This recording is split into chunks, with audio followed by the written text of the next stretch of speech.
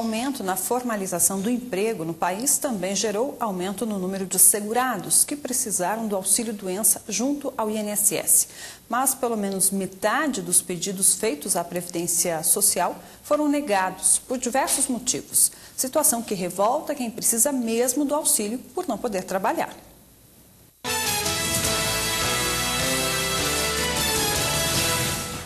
Para falar sobre este assunto, nosso entrevistado é o advogado previdenciarista Humberto Tomassi, que vai falar detalhes sobre a concessão do auxílio-doença. Boa tarde. Boa tarde.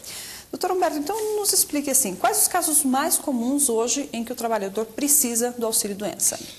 Bom, tem direito ao benefício de auxílio-doença da Previdência Social, aquele segurado que ficar por mais de 15 dias incapaz para a sua atividade habitual. Então, não é para todas as atividades e nem se confunde com a aposentadoria por invalidez. Ficou mais de 15 dias incapaz para a sua atividade habitual, o benefício a ser requerido é o auxílio-doença. Agora, nesse período de 15 dias, a gente sabe que não é um período tão longo e pelo agendamento das perícias, muitas vezes o prazo de atendimento no INSS pode superar esse prazo. Como é que funciona na prática isso? Sim, sem dúvida que supera. Os primeiros 15 dias são obrigação da empresa arcar com o afastamento. A partir de então, do INSS. O segurado tem que fazer o agendamento do seu pedido de auxílio-doença pela internet ou pelo telefone 135, que é o telefone da Previdência Social. É agendada uma perícia, onde ele deve comparecer com toda a documentação médica, tudo que comprove que ele realmente está incapaz para a sua atividade habitual, e aí o perito da Previdência Social vai analisar a sua situação e dizer se lhe concede ou não esse benefício de auxílio-doença e por quanto tempo. Agora, o atestado médico já não é suficiente para que esse pedido seja aceito pelo INSS? Não, e aí a gente tem uma das questões mais complicadas, porque o perito da Previdência Social exerce uma função de suma importância, inclusive na filtragem daquelas pessoas que vão ao INSS pedir o benefício. Ele precisa avaliar se aquela pessoa que está ali diz ou não a verdade. Muitas e muitas pessoas tentam fraudar a Previdência Social com um simples atestado, dizendo que está incapaz, quando na verdade não estão. Então o perito tem que fazer essa análise de toda a documentação. É importante que o segurado leve documentos consistentes, exames consistentes, comprovando que realmente está incapaz para o trabalho. E aí a gente passa pela necessidade dos segurados buscarem essa documentação junto ao SUS, que não funciona. Que aí tem uma outra dificuldade em conseguir esse agendamento de consultas. Pois é, aí os primeiros 15 dias a empresa paga. O segurado agenda uma perícia para talvez 2 ou 3 meses. Nesse meio tempo, fica sem receber, obviamente. Leva à Previdência Social documentos que não são consistentes, documentos que não comprovam a sua incapacidade. Não porque ele não quer, mas porque não consegue. Que tipo de documentos são esses, então, para que não haja problemas nessa concessão? Exames médicos são essenciais. Exames médicos são essenciais. Todos os que o trabalhador fizer.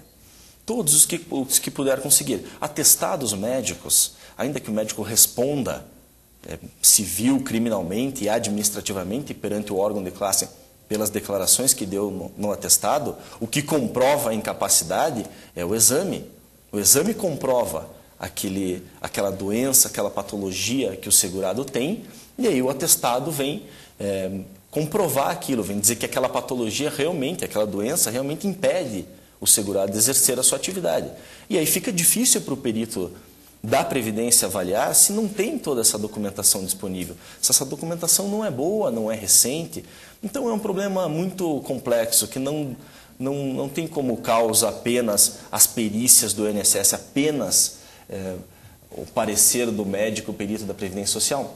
Envolve muitas outras questões, como, por exemplo, a falta de condições do SUS de atender a toda a demanda do país. Isso muitas vezes leva, então, a pessoa a pagar do próprio bolso os exames para poder comprovar esse afastamento? É a recomendação que eu dou, né? Se puder, faça isso. Não fique esperando o SUS, que ou não vai fazer ou vai demorar muito tempo para poder realizar um exame consistente, um exame capaz de comprovar aquela doença e aí a incapacidade. Então, se puder, pague do próprio bolso para fazer um exame que vai ser compensado depois, com certeza, com o recebimento de um benefício pela Previdência Social. Existe um período pré-determinado para que a pessoa receba o auxílio-doença? Não, não existe. O perito da Previdência que vai determinar durante quanto tempo esse segurado receberá o benefício. É o sistema que se chama de alta programada. O segurado sai da Previdência já com uma data prevista para cancelamento do benefício. Se na data prevista para o cancelamento, 15 dias antes, e ainda se sentir incapaz para retornar às suas atividades habituais, deve fazer pelo telefone 135 ou direto pelo site da Previdência Social o que se chama pedido de prorrogação, que nada mais é do que o agendamento de uma nova perícia perante a Previdência Social para que o perito examine se esse segurado está ainda ou não incapaz para o trabalho, se deve permanecer no auxílio-doença e por quanto tempo, se tem eventualmente direito a uma aposentadoria por invalidez ou se já pode retornar ao trabalho. Esse salário pago pelo auxílio-doença, ele é compatível com o que a pessoa recebe enquanto trabalha? Ele é de 91% do salário de benefício. E o salário de benefício é calculado com a média das 80% maiores contribuições vertidas pelo segurado desde julho de 94 até a data de entrada do requerimento. Julho de 94 é a data da nossa moeda, do real. Então é proporcional ao salário nessa medida que o senhor explicou? É, 91%. Certo.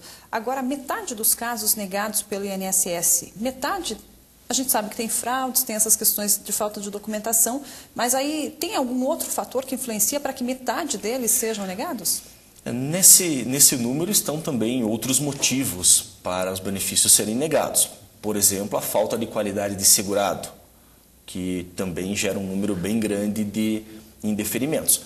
É importante que o segurado, além de estar incapaz para a sua atividade habitual, tenha mantido o seu vínculo com a Previdência, a sua qualidade de segurado e tenha uma carência mínima, que é um tempo mínimo de contribuição para a Previdência Social para fazer jus ao benefício do auxílio-doença, que são só 12 contribuições, mas é preciso ter isso, contínuas, além de manter o vínculo.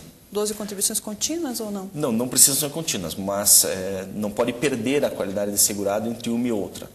O fato é que para o empregado, né, quem tem carteira assinada, isso é mais fácil. Para o contribuinte individual é que muitas vezes isso gera um indeferimento, porque fica às vezes muito tempo sem pagar na Previdência e perde o vínculo. O perito até reconhece a incapacidade, mas aí o benefício não é concedido porque falta esse vínculo com a Previdência. O regime geral de Previdência Social é um seguro e a Previdência funciona como uma seguradora, seguro do trabalhador brasileiro. Agora, contratar um advogado para intermediar a situação vale a pena ou geralmente o segurado mesmo consegue resolver dados esses prazos que a gente sabe que não são curtos? Administrativamente não há muito o que fazer, né? Apenas essa orientação inicial, quando pedir o benefício, verificar essa documentação, isso é importante inicialmente, mas o segurado pode fazer sozinho. Se o benefício é indeferido, se o pedido é indeferido, aí o único caminho é buscar a justiça realmente, aí é importante contratar um profissional especializado para avaliar a sua situação e dar entrada nos pedidos que tiverem que ser feitos de forma correta, né? Tá certo. Muito obrigada, então, doutor Humberto Tomassi, pela entrevista. Boa tarde para o senhor. Boa tarde para você.